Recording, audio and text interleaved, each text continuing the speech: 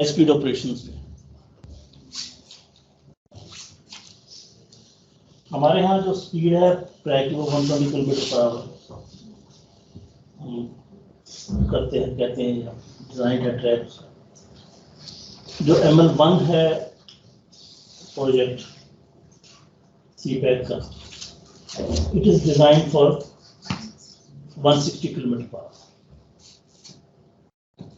High speed जो है वो आमतौर पे इसका कोई exactly precise laid down formula तो नहीं है, but normally more than 200 kilometre per hour and more than 200 उसको हम हाई स्पीड भी लेते हैं।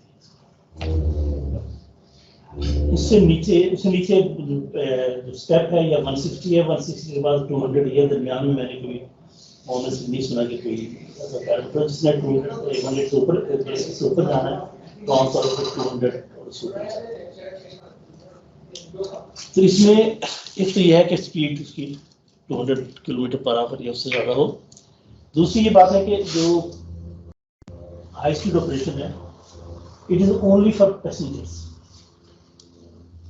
फ्रेट के लिए नहीं होता। जब क्वेश्चन आते हैं फ्रेट के लिए क्यों नहीं होता तो उसकी वजह मैं आपको बताता हूँ।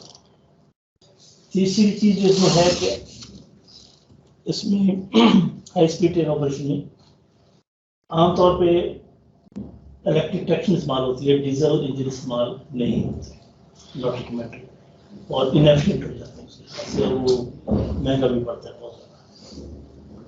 क्योंकि एक लोकोमोटिव 2 लोकोमोटिव का एक्सल रोड बहुत बढ़ जाता है, स्पीड जितनी बढ़ती है उसको हालेज पावर ज़्यादा चाहिए होती है, हालेज पावर ज़्यादा चाहिए तो इंजन बड़ा होता है, इंजन बड़ा होता है तो एक्सल रोड बढ़ता है, एक्सल एक्सपेंसेस बढ़ जाते हैं।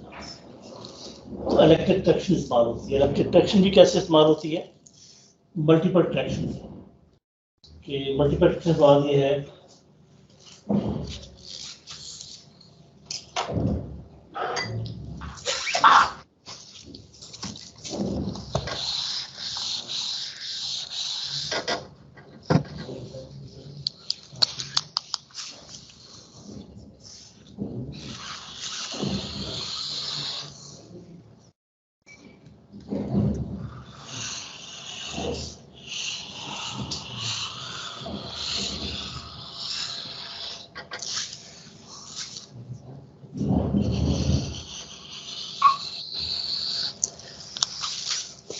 शक्ल बुरी है बट मैं जरूर इट इज कोचिज नहीं है, पर्सनल कोचिज, ठीक है ना।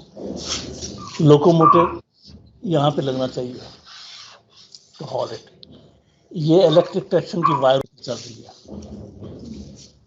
जब इस लोकोमोटिव ने इस पूरी ट्रेन को खींचना है तो इसको ज़्यादा हैवी होना चाहिए और इसके एक्सपेंसेस और मसाइल इसके पड़ जाते हैं। अब जहाँ पे हाई स्पीड आती है उसमें क्या करते हैं कि हर कोच, सेकंड कोच या थर्ड कोच, उसको हम मोटे पावर दे देते हैं। ट्रैक्शन मोटर लगानी है, ट्रैक्शन मोटर लगाते हैं और इनके सब के ऊपर connectors with the electric traction वो होता है।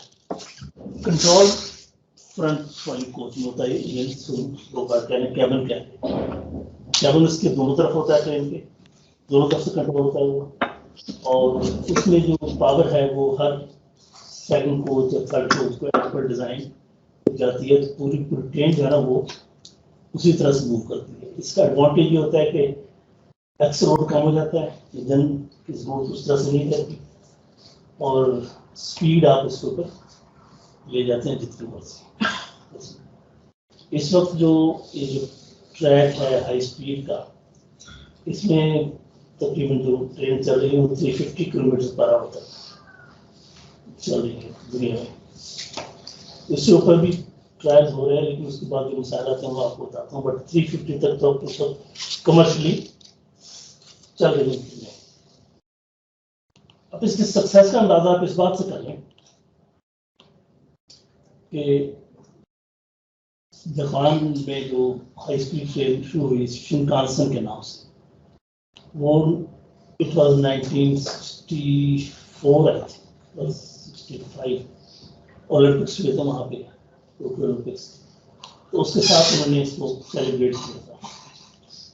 उस वक्त स्पीड 250 km/h थी। From that day till today, there is not a single casualty. इसको सक्सेस का मेयार कहना चाहिए कि so safe operation, there is not a single casualty so far. और आपने भी जो अखबारों में जितनी जगह चल रही हैं हाई स्पीड ट्रेन्स, उनके एक्सीडेंट्स कंपैरेटिवली बहुत कम है। ये इस बार ये Japan and Germany, these were the two countries जिन्होंने इनिशियली ये शुरू की, हाई स्पीड ट्रेन शुरू की, और उसके बाद फिर बाकी मुल्कों में, अब तो कई मुल्कों में मैं आपको लिस्ट दिखाता हूँ उसकी, तो ये चल रही है और बड़ी सक्सेसफुली चल रही है। तो लेकिन इसमें जो दूसरा क्वेश्चन मैंने डाला था कि जब हम हाई स्पीड ट्रेन आते हैं तो उस पर मालगाड़ी क्यों नहीं चलती। मालगाड़ी का इशू ये है कि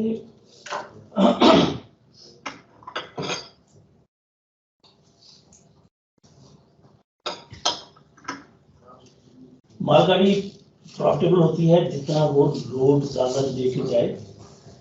मालगाड़ी के लिए मतलब जो टाइम है ना, फैक्टर, इम्पोर्टेंस ऑफ टाइम, वो पैसेंजर के लिए तो बहुत होती है कि आप जल्दी से जल्दी पहुंच जाएं। आप लाहौर से कराची जाना चाह रहे हैं तो आप ट्रेन 16 घंटे में लेके जा रही है, तो अगर कोई कहता है कि हम आपको 10 घंटे में ले जाएंगे तो it is more valuable. Air आपको 1.5 घंटे में ले जाती है, इट इज़ मोर वैल्यूएबल। तो पैसेंजर्स की हद तक तो time is very important. Freight की हद तक time is not very important. Freight की हद तक ये है इकोनॉमी इज़ इंपॉर्टेंट, कि कितने कम पैसों में आप कितना सेफली लेके जाते हैं। तो जितना हम लोड बढ़ाते हैं ना फ्रेट का इंजन के पीछे, स्पीड बढ़ाते हैं इंजन के पीछे टाइम के लिए, उतना ही हमें लोड कम करना पड़ता है। कि जितना आप स्पीड उसकी रेज करेंगे उतने पीछे लोड कम करेंगे, और जब लोड कम करेंगे तो उसका रेवेन्यूज कम होगा। फ्रेट की हद तक कोई भी इस बात पे तैयार नॉर्मली नहीं होता कि अगर आप मेरा फ्रेट 12 घंटे की बजाय 6 घंटे में पहुंचा दें तो हम आपको डबल रेट दे देंगे, कोई जरूरत नहीं है, अफोर्डेबल नहीं होता। इसलिए यह है कि ये freight operation high speed operation के साथ मैच नहीं है।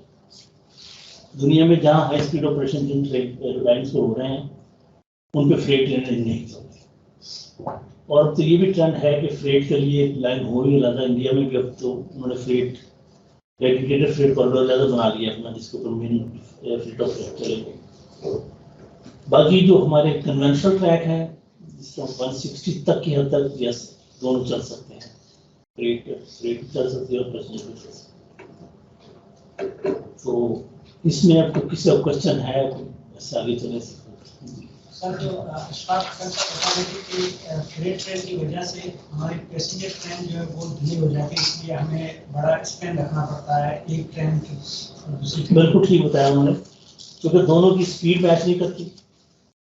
तो हमारे यहाँ दो प्रॉब्लम है इस मामले में, एक तो स्पीड मैच नहीं करती, लेकिन दूसरा इसका जवाब ये भी है कि अगर स्पीड मैच नहीं करती तो आप टाइम टेबल अपनी ठीक करें, टाइम टेबल ऐसे बनाएं कि ये आपस में कॉन्फ्लिक्ट ना करें।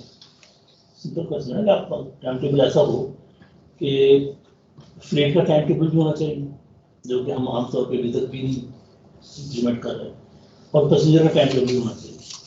और अगर टाइम टेबल पर ट्रेन चलती हैं तो कॉन्फ्लिक्ट नहीं करें। लेकिन होता ही है कि हमारे एनवायरनमेंट ये है कि टाइम टेबल पे पैसेंजर ट्रेन से तक चलती हैं, इसके बावजूद अगर कोई इंजन फेल हो गया रास्ते में तो सारा डिस्टर्ब हो जाता है। जब कहीं पर और प्रॉब्लम आ गई, कोई फाटक पे एक्सीडेंट हो गया तो और मसला बन गया, कोई ट्रेन घंटा 1 घंटा फ्रेट या पैसेंजर लेट हो गई, तो जो पूरी हिस्सा होता है ना सिस्टम, वो सारे डिस्टर्ब हो जाते हैं। तो ये मिक्स्ड ऑपरेशन में ये इशूज हैं। लेकिन अब हमारे जैसे मुल्कों के लिए ये भी अभी पॉसिबल नहीं है कि हम अभी से अलग से बनाए फ्रेट के लिए और पैसेंजर के लिए। M1 भी जो है इट इज़ मिक्स्ड ट्रैक है, ये पैसेंजर और फ्रेट का अलग अलग नहीं है, दोनों के लिए कंबाइंड है। दी ओनली थिंग इज कि इसमें इससे जो इम्प्रूवमेंट आई थी ऑपरेशन में, वो एक ज़माने में एक चीज़ हुई जिसको हम कहते हैं बैटरी सिस्टम। मतलब खटक साहब ने जिक्र किया, बैटरी सिस्टम ये है कि आप कॉरिडोर बना देते हैं पैसेंजर्स के लिए अलग से। अब हमारा टिपिकल सेक्शन है कराची लाहौर, ठीक है। अब अगर आप सोचें कराची लाहौर में लोग किस टाइम पे सफर करना चाहते हैं ज़्यादा, तो कोशिश होती है कि लोग शाम को निकले एक तरफ से और अगले दिन सुबह पहुंच जाए जनरल टाइम में। तो बैटरी सिस्टम से मुराद ये है कि जो आपने पैसेंजर ट्रेनें 5, 6, 7 चलानी है वो असली आप एक टाइम रख लें। लड़ से शाम को आप 5 बजे के बाद से लेकर रात को 9 बजे तक आप सिर्फ पैसेंजर ट्रेन चला लें। एक पैसेंजर ट्रेन सुबह, दूसरी, फिर तीसरी, फिर चौथी। इसको हम कहते हैं बैटरी ऑफ पैसेंजर ट्रेन। फिर वो चलती है और जब वो बैटरी खत्म हो जाए उसके बाद हम मालगाड़ी चलाएं, तो फिर वो एक दूसरे से कॉन्फ्लिक्ट पे नहीं करती और ऑपरेशन कंपैरेटिवली ज़्यादा एक्शन हो जाता है अंडर से और प्रॉब्लम ना आए। तो अभी तक भी प्रैक्टिकली सिस्टम मिलता जुलता इसी तरह चलता है, except with few exceptions. But this is what जहाँ पे दोनों मिक्स चलते हैं तो बेस करके इनोवेशंस करते हैं। Sir, Assalamu alaikum. Sir, I have a question. Is there a concept के combine passenger and freight train क्या concept है कोई सर? अगर है तो कहाँ exercise होता है सर? बिल्कुल ये था है नहीं, पहले होता था, हमारे यहाँ भी चलती थी और उसको हम मिक्स ट्रेन कहते थे। उसमें पैसेंजर के डब्बे भी लगे होते थे और फ्रेट के डब्बे भी लगे होते थे। लेकिन उसको हम प्रॉब्लम उसमें यह था कि फ्रेट के जो डब्बे हैं उनकी लिमिटेड स्पीड है 40 kilometre 45 kilometre per hour.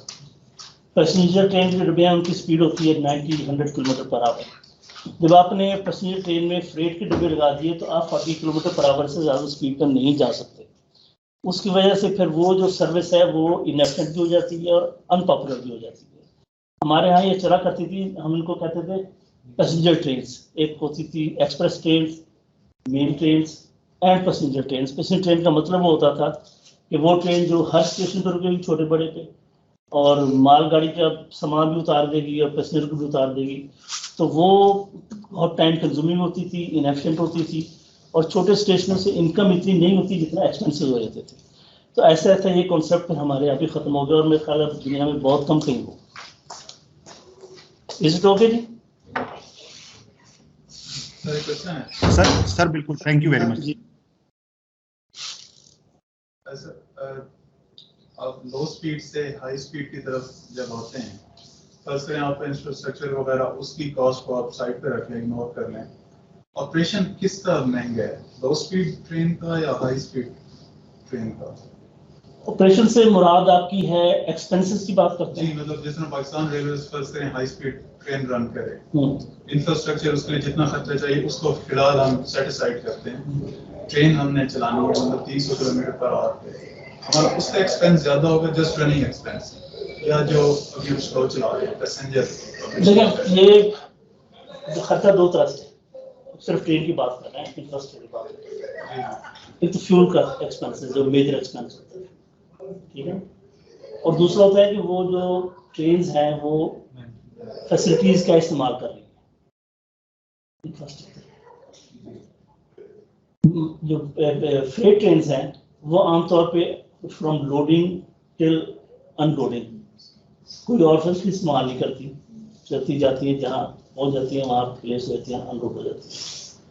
Passenger train आमतौर पे दरमियान में 4, 5, 6 जगह पर रुकती भी हैं और वहाँ उनको फिर सर्विसेज देनी पड़ती हैं, उनकी वाटर सप्लाई करनी है, उनकी दूसरी रिक्वायरमेंट्स होती हैं पैसेंजर ट्रेन की पूरी करनी है, तो उनके एक्सपेंसेस कंपैरेटिवली मालगाड़ी से ज़्यादा होते हैं। फ्यूल वाइज हम कंपेयर इसलिए नहीं कर सकते कि दोनों के रोड मुख्तलिफ है। जो फ्रेट ट्रेन है वो लेके जाती है आपका ग्रॉस वेट जो आजकल है वो 2400 टन और जो फ्यूचर में कर रहे हैं और अभी भी चल रहा है वो है 3400 टन, ठीक है। जबकि पैसेंजर ट्रेन का जो लोड होता है वो 600 टन, 700 टन, 800 टन। तो हम जब खर्चे की बात करते हैं ना, तो हम या तो पर पैसेंजर किलोमीटर देखें या पर टन किलोमीटर देखें, उसमें कंपेयर कर सकते हैं। डायरेक्टली इसको कंपेयर करना, चूँकि दोनों के ऑब्जेक्टिव्स मुख्तलिफ हैं, दोनों के एडवांटेजेस मुख्तलिफ हैं, तो उसको एग्जैक्टली कंपेयर करना जरा मुश्किल काम है। लेकिन अब लोग पैसेंजर ऑपरेशन के हवाले से मैं कह रहा था, क्योंकि सर जहाँ पे आपने सब बात है कि जहाँ पे हाई स्पीड ट्रेन है तो उनका फेयर भी बहुत एक्सपेंसिव बहुत हाई है वो, एयर फेयर से भी कई 3-4 टाइम्स जी, उसमें मेजर कंट्रीब्यूशन जो है ना वो इंफ्रास्ट्रक्चर का है, क्योंकि इंफ्रास्ट्रक्चर उसका इतना एक्यूरेटली आपको मेंटेन करना पड़ता है, नंबर 1, और नंबर 2 इवन रोलिंग स्टॉक भी, तो रोलिंग स्टॉक की क्वालिटी बिल्कुल बदल जाती है। रोलिंग स्टॉक अगर देखा जाए तो वो एक तरह से एयर टाइट होता है और उसके सस्पेंशन लेवल्स बहुत एक्यूरेट होते हैं और it should be very safe also for that matter. तो ये दोनों चीजें हैं, मतलब उस लिहाज से कि इंफ्रास्ट्रक्चर प्लस रोलिंग स्टॉक दोनों महंगे पड़ते हैं। सर ये हाई स्पीड पे ये एयर ट्रैवल जो है उसका इकोनॉमिकली कम्पीट करती है? कम्पीट करती है, डिपेंड करता है डेस्टिनेशंस पे। बाग मुल्कों में लेट अस से कि अगर फॉर एग्जांपल 2 शहरों के दरमियान डिस्टेंस है 200 किलोमीटर्स, तो ट्रेन प्रेफर करेंगे लोग। दो बेसिक फर्क है दोनों में, वो ये है कि ट्रेनें आमतौर पे mid of the city to mid of the city जाती हैं, ये heart of the city to heart of the city जाती हैं आमतौर पे। लिहाजा पैसेंजर आता है, स्टेशन पे पहुंचता है, टिकट लेता है और डायरेक्टली ट्रेन में जाके बैठता है। एयरपोर्ट्स आमतौर पे शहरों से दूर होते हैं, लिहाजा आप पहले वो ट्रैवल करके एयरपोर्ट पहुंचते हैं, फिर वहाँ पे फॉर्मेलिटीज़ इतनी होती हैं कि वो इंतज़ार करेंगे, लॉन्च में बैठेंगे, फिर लोड होंगे, तो ओवरऑल वो उसमें परेशानी भी ज़्यादा और टाइम की उसमें सेविंग इतनी नहीं होती। जो हाई स्पीड ट्रेन है वो 200 किलोमीटर आपको 1 घंटे में ले जाएगी, 250 किलोमीटर 1 घंटे में ले जाएगी। जहाज़ आपको अगर लेटर से कि आधे घंटे में ले भी जाता है तो व्हाट एग्जैक्टली सेव कंपैरिजन है ना। तो आमतौर पे ये जो है ना कंपैरिजन में ये लोग ट्रेनों को प्रेफर करते हैं उस लिहाज से, लेकिन अगर बहुत लंबा फासला है तो फिर समटाइम्स एयर इज। तो फिर बात है ना कि आपका अपना ऑब्जेक्टिव भी डिपेंड करता है ना कि आपको कितनी जल्दी है, कितनी जल्दी है। अब ये जापान का मुझे ज़्यादा इसलिए पता है कि मैं वहाँ पर ट्रेनिंग की हुई है 3 महीने। Between Osaka and Tokyo huge frequency of train, 15 minute पर ट्रेन चलती है, high speed, so much traffic is available. और वहाँ पे एयर ट्रैवल कुछ बहुत पॉपुलर नहीं है उस लिहाज से, कई मुल्कों में ऐसे। लेकिन अगर अमेरिका जाए तो अमेरिका में हाई स्पीड ऑपरेशन भी कम है, बहुत कम है, और वहाँ पे एयर ट्रैवल बहुत फ्रीक्वेंट है, तो उनको क्लास पर। सर अमेरिका में एक तो हाई स्पीड ट्रेन जो वो एक सिटी के अंदर ही है, बाहर तो बहुत कम है स्पीड इतनी ज्यादा। एक सेक्शन है मेट्रो का जो हाई स्पीड है, देखता हूँ जो कोलोराडो से कैलिफोर्निया तक जाता है उसमें तकरीबन 900 किलोमीटर के करीब है, यानी तकरीबन उतना डिस्टेंस है, और उनकी जो प्राइस है वो $70 के करीब है। और यहाँ पर हम देखें तो हैदराबाद से कराची हो गया, कराची से लाहौर जो है ये डिस्टेंस ऑलमोस्ट 1300 किलोमीटर से कुछ ज़्यादा है, लेकिन यहाँ पर आप प्राइस देखें तो कोई 4000-4500, और वो इलेक्ट्रिक है और यहाँ पे डीजल है। तो हमारे तो ये जो फिर भी वो सब्सिडी भी चला रहे हैं, तो फिर हमारे तो एफिशिएंट हो ही नहीं सकते फाइनेंशियली। नहीं देखो वो ये कंपैरिजन आप नहीं कर सकते, इसलिए कि वहाँ कॉस्ट ऑफ लिविंग वैसे हाई है। वहाँ आपको जो एम्प्लॉय भी मिलेगा ना, काम करने वाला जिसको कहते हैं क्लास 4 एम्प्लॉय है, लेबर, वो यहाँ पे आपको मिल जाएगी लेट से आजकल के रेट में देखें तो 20,000 रुपये पर मंथ में। 20,000 का मतलब कितने डॉलर है? 14 तो वहाँ मिलेगी लेबर, नहीं मिलेगी। $20 पर आवर है, महीने नहीं मिलेगी ना। तो वहाँ पे $20 पर आवर, या आप 8 घंटे पर गए तो $160 पर डे पे कंबशन है, इसमें महंगा होना ही होना है। मतलब this is one labour is one example है, एवरीथिंग वो कंपैरिजन हम उस तरह से नहीं कर सकते। मैं ये कह रहा हूँ हम जब कह रहे हैं हमारी फाइनेंशियली वायबल हो जाए तो वो हो ही नहीं सकती, क्योंकि जब वो इतना महंगा चला रहे हैं फिर भी सब्सिडी दे रहे हैं। नहीं देखिए, हमारी फाइनेंशियली वायबल ना होने की वजूहत बहुत डिफरेंट है। मैंने आपको लास्ट टाइम जिक्र किया था कि वेरिएबल कॉस्ट और फिक्स कॉस्ट खटर साहब ने जरूर बताई होगी आपको, ओवरहेड चार्जेस और फिक्स कॉस्ट में वेरिएबल कॉस्ट और फिक्स कॉस्ट से 2 कंपोनेंट होते हैं कॉस्ट के हमेशा। वेरिएबल कॉस्ट वो है जो प्रोडक्ट की वेरिएशन के साथ चेंज होती है। फिक्स कॉस्ट, इसकी मिसाल ये है कि हमारी प्रोडक्ट क्या है, ट्रेन एक आउटपुट है या सिस्टम जो सारा कुछ बना हुआ है, at the end of the day हम ट्रेन चलाते हैं, वो हमारी प्रोडक्ट है।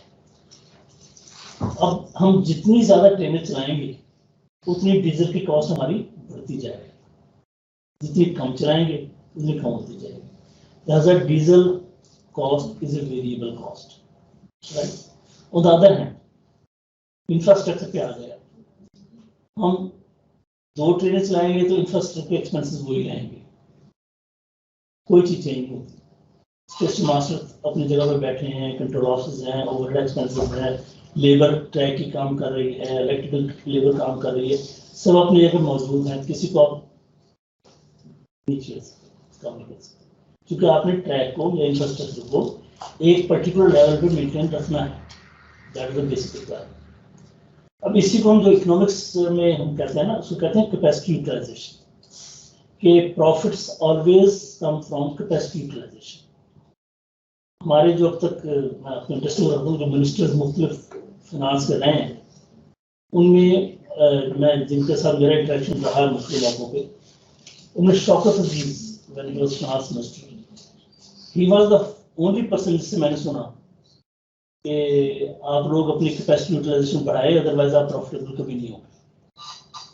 और वो बिल्कुल ठीक बात है। कैपेसिटी यूटिलाइजेशन का मतलब यही है कि आपकी जो अवेलेबल कैपेसिटी है ट्रैक की या इंफ्रास्ट्रक्चर की, उसको मैक्सिमम यूटिलाइज करें। फिक्स कॉस्ट तो आपकी है, जितना आप नंबर ऑफ ट्रेन ज़्यादा बढ़ाएंगे, फिक्स कॉस्ट उतनी नंबर ऑफ ट्रेनों पे तकसीम होती जाएगी, कम होती जाएगी, और पर ट्रेन कम होती जाएगी, और आपकी प्रॉफिटेबिलिटी उस लिहाज से बेहतर होती जाएगी। मैं कोशिश करूँगा नेक्स्ट टाइम आता हूँ तो मैं आपको एक कंपैरिजन दिखाऊँ इंडिया और पाकिस्तान का। तो हमारा कंपैरिजन उससे बनता है, मैं बार बार कहता हूँ इसलिए कि हम एक जैसे लोग हैं, एक जैसी रेलवे, तो उसमें कि वो प्रॉफिटेबल हमारे से ज़्यादा क्यों है। मैं आपको नेक्स्ट टाइम वो स्लाइड में मेरी मैंने बनाई हुई थी, बड़ी पुरानी बात है, और मेरी तो मैं आपको दिखाऊंगा, उसमें क्लियर हो जाता है कि वेयर इज द प्रॉब्लम, हम क्यों नहीं इसको प्रॉफिटेबल बना सकते। क्वेश्चन क्या यही था, कुछ और था? हाँ, ये फिर हम डिस्कस कर लेंगे बाद में स्लाइड में। बट बेसिकली ये है कि जो हमारी प्रॉफिट है ना, मतलब मैं ऑफ द व्यू, हमारी मेन लाइन पे चलने वाली ट्रेनें लाहौर कराची, वो मोस्टली प्रॉफिट बना रही है, मोस्टली एक्सेप्ट फ्यू लॉसेस में ज़्यादातर। मैं प्रॉफिट इसको कहता हूँ, कि अगर आपकी जो फ्यूल की कंजप्शन है, जो ट्रेन कर रही है, वो अगर रिकवर हो रही है, प्लस कुछ ओवरहेड्स रिकवर हो रहे हैं, तो दैट इज प्रॉफिटेबल। वो ट्रेन जो आपकी फ्यूल की कॉस्ट पूरा नहीं करती, that is loss, that is total loss. Traffic पे डिपेंड करता है। मैं कह रहा हूँ कि हर ट्रेन वाइज डिफरेंट है ना, कि अब तो ट्रेनें भी आपकी डिफरेंट होती है, वो टोटल एजेंट होती है, टोटल इकोनॉमी होती है, टोटल इकोनॉमी में पैसेंजर ज़्यादा आते हैं, प्रॉफिटेबल हो जाती है, तो ये इशूज डिफरेंट है। वो फिर आपको मार्केटिंग जो भी आपको कराएगा तो उसमें वो चीज़ें आ जाएंगी। लेकिन ये है कि वो प्रोडक्ट पे आपकी डिपेंड करता है कितनी पॉपुलर है, कितनी है। But basic criteria for the purpose of working out कि प्रॉफिटेबल क्या है और क्या नहीं है, वो है कि आपके वेरिएबल एक्सपेंसेस मीट भी होने, और मोर ओवर उसके ऊपर आप जितना ज़्यादा कर सकते हैं वो प्रॉफिट है। प्रॉफिट इन दैट सेंस नहीं है, क्योंकि आप basically you are meeting with the fix cost, but ये कि आप नहीं भी कमाएंगे तो फिक्स कॉस्ट तो होगी, तो लिहाजा you are making something.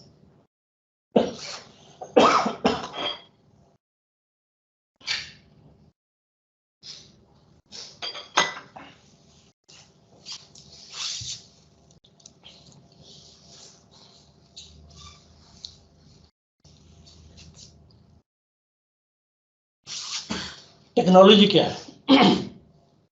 High speed train जो हमारा ये नॉर्मल बैलेस्ट ट्रैक है, देखने में बैलेस्ट है, इस पे भी चल रही है और बहुत जगहों पे चल रही है। उसके बाद बैलेस्टलेस ट्रैक, कंक्रीट बेड, और उसके ऊपर रेल्स, उसका स्ट्रक्चर बिल्कुल डिफरेंट होता है, उस पर भी चल रही है। जो बैलेस्टलेस ट्रैक है वो कंस्ट्रक्शन में बढ़ाएंगे, महंगा पड़ जाता है, तो आमतौर पे अगर कॉस्ट फैक्टर हो तो प्रेफर किया जाता है इसको बैलेस्टेड ट्रैक को। Otherwise if one can afford तो बैलेस्टर ट्रैक की मेंटेनेंस में कम होती है, मेंटेनेंस में बहुत इकोनॉमिक होता है। उसके बाद एट द सेम टाइम कि ट्रैक का स्ट्रक्चर क्या है, वो बैलेस्टलेस है या बैलेस्ट के साथ है, रोलिंग स्टॉक आर्टिकल चेंज हो जाता है, उसकी सस्पेंशन, उसकी एरोडायनामिक्स और उसकी ब्रेकिंग सिस्टम, ये बिल्कुल एंटायरली डिफरेंट है। जितनी ज़्यादा स्पीड है उतना उसका मोमेंटम, आप समझते हैं, ज़्यादा होगा। मोमेंटम ज़्यादा होगा तो उसको ब्रेकिंग पावर उतनी ज़्यादा चाहिए। हाई स्पीड पे आपकी जो हवा है, अगर आपकी लेट से करता हूँ कि आपकी विंडोज खुली हैं अगर ट्रेन की, तो रेजिस्टेंस बेतहाशा हो जाएगा हवा का, तो लिहाजा वो अफोर्डेबल नहीं होता। और फिर यह है कि चूँकि नॉर्मली एयर कंडीशन होती है तो वैसे वो सील होता है, तो आमतौर पर एयर पैक रखते हैं। नहीं, एग्जिस्टिंग पे नहीं चलती, ये थोड़ा सा मैं उस ट्रैक की शक्ल तो इसी जैसी है, लेकिन पैरामीटर्स बदल जाते हैं। फ्लैट होती है, रेल यही होती है 60 kg की, दुनिया में चलती है ज़्यादा, रेल यही होती है। स्लीपर भी यही होते हैं, इसका डिज़ाइन उसका हायर स्पीड के लिए, हायर रोड के लिए होता है। बैलेंस कुशन भी ऑलमोस्ट मिलता जुलता है, ये तीन चीज़ें, और इस नीचे जो बेड वगैरह है वो भी ऑलमोस्ट सेम ही होता है। तो फर्क क्या पड़ता है? नंबर 1 फर्क पड़ता है कर्व्स के ऊपर जाके। कर्व्स के ऊपर जो सुपर एलिवेशन देना है आपने, वो जो 120 किलोमीटर के लिए सुपर एलिवेशन और होगा, और 250 के लिए सुपर एलिवेशन और होगा। और ये प्रॉब्लम उस सूरत में भी आता है अगर आपने सुपर फ्रेट ट्रेन चलानी है तो चल ही नहीं सकती, क्योंकि आपने सुपर एलिवेशन दिया हुआ है फॉर 250 किलोमीटर, जो उनका 9 इंच सुपर एलिवेशन, और जो मालगाड़ी चलनी है उसको सुपर एलिवेशन लेट से चाहनी चाहिए, तो वो वैसे टेट हो जाएगा। तो एक नंबर 1 मेजर डिफरेंस कर्व्स में आता है, और नंबर 2 मेजर डिफरेंस है जो नजर नहीं आता लेकिन होता है, वो आता है पैरामीटर्स में, कि आपकी गेज की वेरिएशन, आपके लेवल्स की variation, sleeper to sleeper, metre to metre, वो बहुत टाइट हो जाती है नॉर्मल, क्योंकि मेंटेनेंस क्या है, maintenance to maintain the parameters basically. अब जितना ज़्यादा एक्यूरेटली उनको मेंटेन करेंगे उतनी ही आपकी मेंटेनेंस महंगी होती चीज़ है, एक्सपेंसिव होती चीज़ है। तो हाई स्पीड ऑपरेशन में ये चीज़ें बहुत सेंसिटिव हो जाती हैं कि आपके जो ट्रैक पैरामीटर्स हों वो परफेक्टली कंफर्टेबल हों, लिमिट्स हों, कर्व्स आपकी प्रॉपरली डिजाइन हो, जो चीज़ें है बेसिकली। ये क्वेश्चन था आपका? सही, ब्रिज की क्लियरेंस वगैरह में भी पड़ता है? नहीं, ब्रिज की क्लियरेंस में आता है कि हाइट अबव द रिवर, नहीं उसमें फर्क नहीं पड़ता। उसमें फर्क नहीं पड़ता कि उसके ऊपर ईटी लगी होती है, वो एक स्पेसिफिक हाइट पे लगती है, इसको फर्क नहीं पड़ता। ठीक है जी। सिग्नलिंग कन्वेंशनल नहीं होती, इसमें नहीं चलती इसमें। हाई स्पीड में सिग्नलिंग है जो विजुअल सिग्नलिंग हम कहते हैं ना, जो हमें इंजन में बैठ के नजर आता है signal, whether it is semaphore or whether it is color light signal, वो नहीं होता है। आपको सिग्नल कैबिन के अंदर मिलता है, ट्रेन के अंदर कैबिन के अंदर आपको, उसको ड्राइवर को उसके कैबिन के अंदर सिग्नल मिलता है कि आगे ग्रीन है, रेड है, रुकना है, नहीं रुकना। And most of these trains are not controlled by the drivers. Driver को सिंबॉलिक बढ़ाया था, ये बेसिकली कंट्रोल, सेंट्रल कंट्रोल से कंट्रोल होती है स्पीड। ड्राइवर है in case of abnormal emergencies, और एक पब्लिक कॉन्फिडेंस भी है कि somebody is ड्राइविंग दैट। तो ड्राइवरलेस ट्रेनें भी चलती हैं, लेकिन वो मेट्रो के अंदर है, तो सिग्नलिंग इसमें बिल्कुल डिफरेंट हो जाती है। और चौथी चीज़ जो है कि ट्रैक्शन से मैंने पहले डिस्कस किया कि आमतौर पर इलेक्ट्रिक ट्रैक्शन चलती है, डीजल ट्रैक्शन तो दुनिया में हाई स्पीड बहुत कम है, मैंने मेरे में नहीं सका।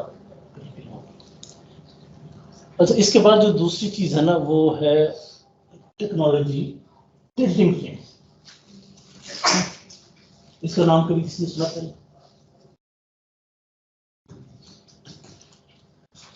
टिल्टिंग ट्रेन टेक्नोलॉजी बेसिकली इजाद हुई इटली में, और कॉन्सेप्ट इसका ये है कि जब कर्व्स के ऊपर ट्रेन आती है तो वो सुपर एलिवेशन में से ऐसे झुकती है साइड को, तो वजन सेफ लिमिट होता है। लेकिन अगर उसको सुपर एलिवेशन को हम एक लिमिट से ज़्यादा कर दें तो अंदर पैसेंजर्स के लिए अनकंफर्टेबल है, एकदम से ऐसे गेट आउट हो जाता है, तो वो फिर एक्सेप्टेबल नहीं।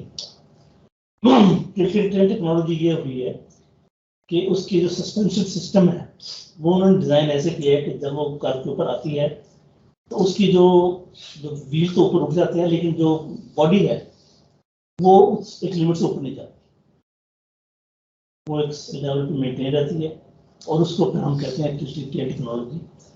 इससे जो एडवांटेज लिया गया है वो ये लिया गया कि एग्जिस्टिंग ट्रैक के ऊपर जहाँ पे स्पीड आपकी लिमिटेड है, जैसे 100 किलोमीटर है या 120 किलोमीटर है, अगर उसके ऊपर आप ऊपर ट्रेन आप चलाएंगे तो उसकी स्पीड ऑलमोस्ट 30 to 40% आप बढ़ा सकते हैं। अगर 100 किलोमीटर की स्पीड है ट्रैक की तो उस पर आप 130 तक 140 तक भी आप ट्रेन को चला सकते हैं।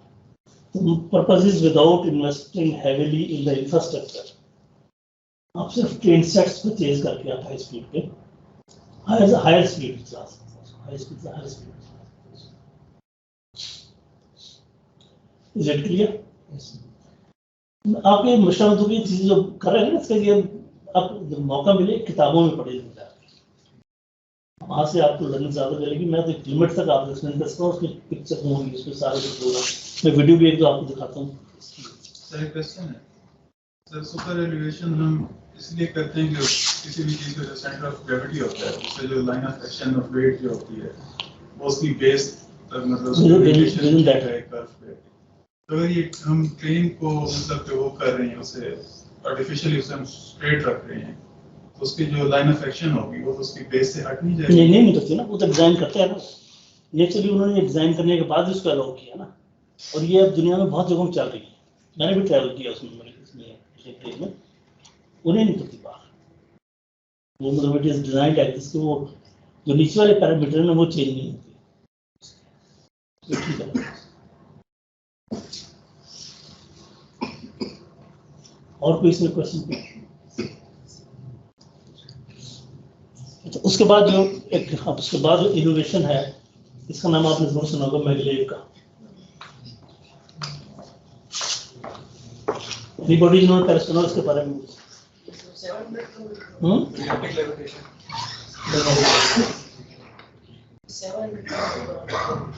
700 तो उस वक्त मतलब अचीव की उन्होंने, बट कमर्शियली भी नहीं। एनीबॉडी कैन एक्सप्लेन, आपको अगर कुछ पता है? सर वो यही है, उसके अंदर सुपर कंडक्टर्स यूज करते हैं जिसकी वजह से वो लेविटेट कर रही होती है, फ्रिक्शन जो होती है वो और बिल्कुल खत्म हो जाती है, जिसकी वजह से वो स्पीड जो है वो इंक्रीज हो जाती है, ज़्यादा मतलब 700 किलोमीटर तक जा सकते हैं।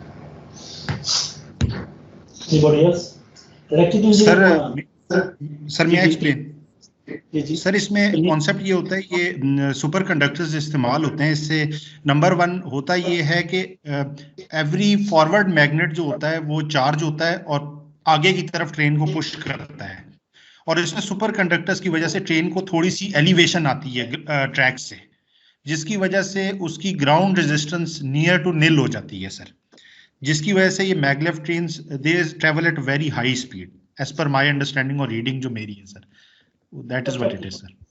परफेक्टली ऑलराइट, यही बात एग्जैक्टली ये चीज़ है। अब मैं इस पे आपको वीडियो दिखाता हूँ, तो कैसे करेंगे जी डाउन।